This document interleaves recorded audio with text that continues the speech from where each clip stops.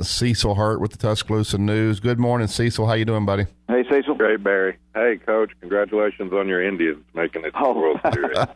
Thank you. I told him, Cecil, he should go. When I saw the price of the ticket, he ain't going, Cecil. I knew Coach wasn't headed to Cleveland at those prices. Forget about Chicago. I hadn't even seen the prices, but I'm not going to get to that. And at Wrigley, the one I saw yesterday, is $2,250 for standing room. Yeah. Great. That is unbelievable. That's great. Well, I guess it's great. Let me one thing I wanted to ask. Got it. It's great.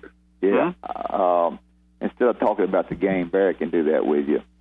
We were in a program with, you and I together with Coach Bryant, his program, Coach Saban, his program. I don't really like to I don't compare coaches. And in between there, Gene had a good program. Ray did okay. But the programs, as far as the fans, feeling good about the program, is kind of back like it was when Coach Bryant was there. Comment on that. Yeah, I think so. Fans are going to be extreme one way or the other. They think they're going to win every game or lose every game. Yeah. And but it's a lot of confidence because results breed confidence. But you remember too that it can turn on a dime. 1969, 1970, everybody wasn't sure that Coach Bryant was a genius. Now you talk to him in 1979, they tell you, "No, I knew he'd turn it around. I knew he'd turn it around." Well, that's not what you were saying. Yeah. So it can go quick, but people better enjoy it because it's rare. It's really rare to have this kind of success. It's really unbelievable in this era, just as it was in his era. But it's really amazing that a school could have two different eras like this. The only thing I could compare it to, I guess, Notre Dame back with Rockby and Leahy, and they were able to do it, and that's the only comparison. And I'm not sure even they were this successful. Yeah. What is the most? How many straight games has Alabama won? What's the record? I know Saban's at 20. Was Gene Stallings? Did I see that right? I thought I saw that he was at 28. Is that right? Yeah, Coach Bryant had 28. They were at 28 when they lost at Mississippi State in 1980, and then Gene, they went. People forget that before the undefeated season in 92, they only lost to Florida in 91, and that was the fourth or fifth game of the season. So from that point in 91 to into 93, Gene won 28, and then Coach Bryant had won 28 in 78, 79, and 80. I didn't realize Gene Stallings had won 28 straight games. I mean, and I guess it was the way he won them. Everybody was complaining because he was Nobody was happy. People, out of those 28, people enjoyed one, I think. Man, that's unbelievable. Enjoyed the Miami game. Yeah. Cecil, what does Nick Saban and his staff do different than everybody else in the country? It seems like to me they're ready to play each and every game. Like, I wasn't surprised Arkansas went down there and lost. I wasn't surprised that Tennessee, after going through all those emotional games, they were going to have a letdown. Even Ohio State seemed to have a letdown. But Alabama seems to be ready to play each and every Saturday. What are they doing differently than everybody else? Well, first of all, it's a long-range thing in that your players understand what the expectation is. They don't get too high for one particular game. I didn't think that, for instance, for the Tennessee game, which is a big was a big hoopla up in Knoxville, but I didn't think that Alabama came out, snorting fire and all fired up and all emotional. They treated it as another game, as you have to treat it. And so when you're steady like that, when you're consistent like that, I'm not going to say it's easy to sustain, but at least you're not on that roller coaster emotionally where you've got the biggest game. I think that Alabama certainly did that to Arkansas. Probably do it to Tennessee to some extent, although they're smart to have the open week after, where you get fired up and it's the biggest game and you got your biggest crowd, and then you don't win that game, and where do you go?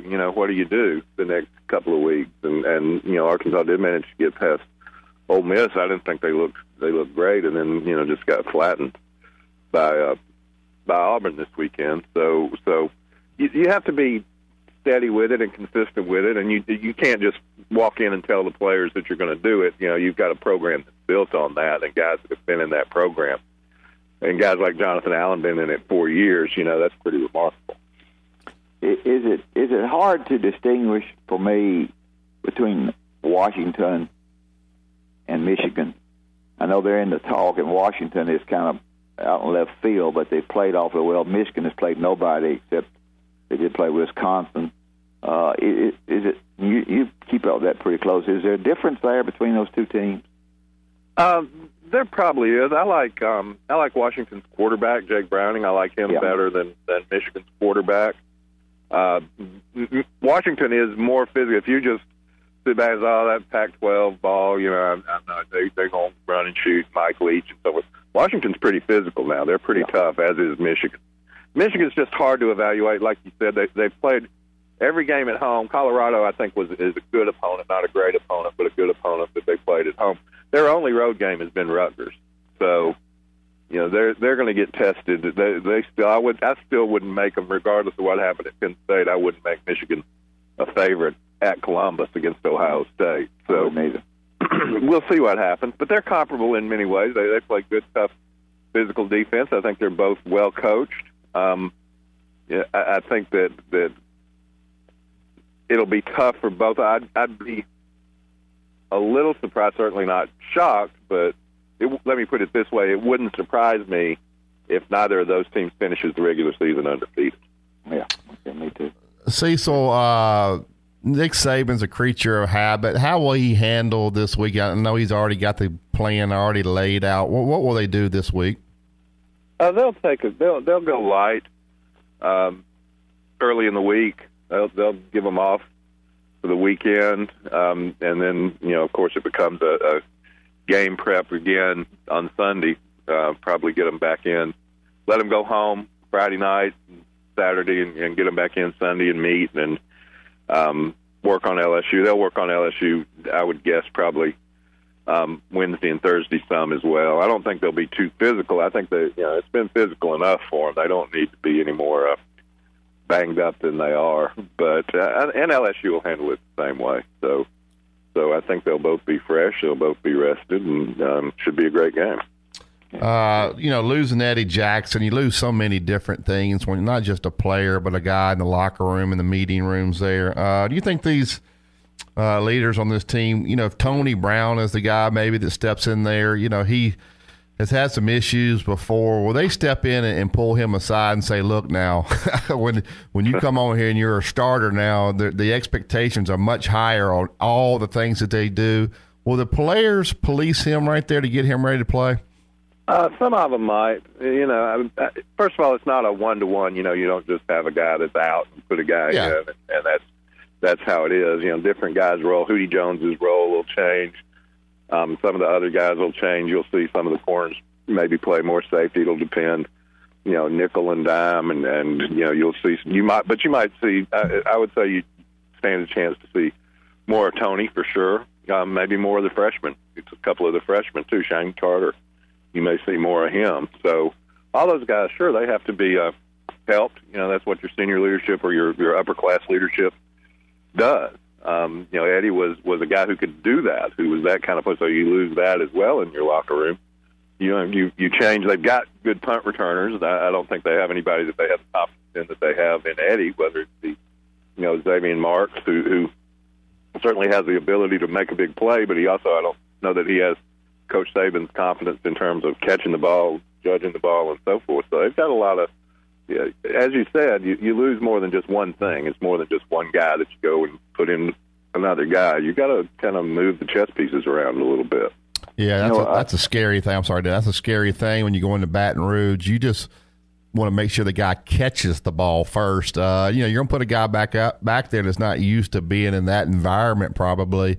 And you're right, catching the ball is the most important thing because games can be changed on a missed handle of the football right there. Yeah, I remember, Coach Bryan, he'd put Tommy Wilcox back there to do it sometimes. And people say, oh, he isn't going to run one back. No, but he was a high school quarterback. He caught the ball well, and so they were more comfortable with that than maybe somebody that had a better chance of taking it 80 yards. Yep, Dad.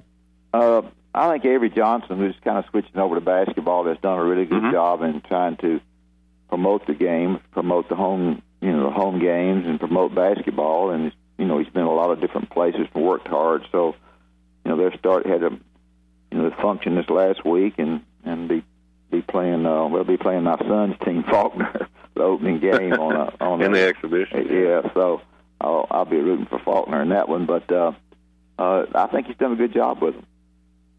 I think he has. I'm looking forward to seeing a little bit more of them. We've seen them a couple of times with the media. You know, their tip-off event wasn't really a basketball event where when you get out there and there's a stage over half the floor, you know you're not going to see a scrimmage. And Avery was up front about that. It wasn't intended to be that. That's not what he wanted to do. It's more of an enthusiasm thing, and it was, to be frank, it was a recruiting thing for kids who were there and get the students involved and so forth. But interested to see how Dazon is coming back from his injury, Dazon Ingram, Corbin Collins, and how the point guards play.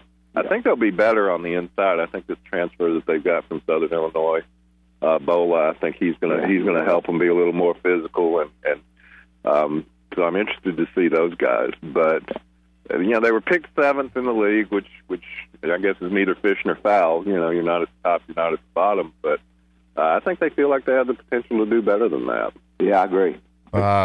Cecil, how important is it to the program for him to be able maybe to land Colin Sexton and John Petty? I know Colin was here this weekend. I think John Petty was taking the ACT. I know Petty's maybe supposed to go to Kentucky. We'll see where he is on their board. But how important is it to get those two guys if they can? Well, I think, first of all, if you think that these are guys that have NBA potential, that's how you win games. And set aside everything about how many stars they've got or whatever. If they're better than what you got, then it's important to get them from on the most basic level.